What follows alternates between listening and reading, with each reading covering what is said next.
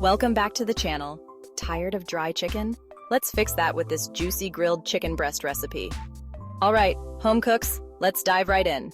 First up, our star players: chicken breasts, olive oil, lemon juice, garlic powder, paprika, salt, and pepper. Simple, right? Grab your chicken breasts and give them a good pound to even them out.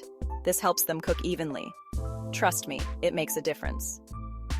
Next, mix together 2 tablespoons of olive oil, the juice of 1 lemon, 2 teaspoons of garlic powder, 1 teaspoon of paprika, and a pinch of salt and pepper. Rub that all over your chicken like it's a spa day. Fire up your grill to medium-high heat. Place the chicken on the grill and cook for about 6-7 minutes per side, or until the juices run clear. And voila! You've got yourself the juiciest, most delicious grilled chicken breast ever. Perfect for salads, sandwiches, or just on its own. Enjoy this fabulous goodness. Please be sure to like, share, and subscribe.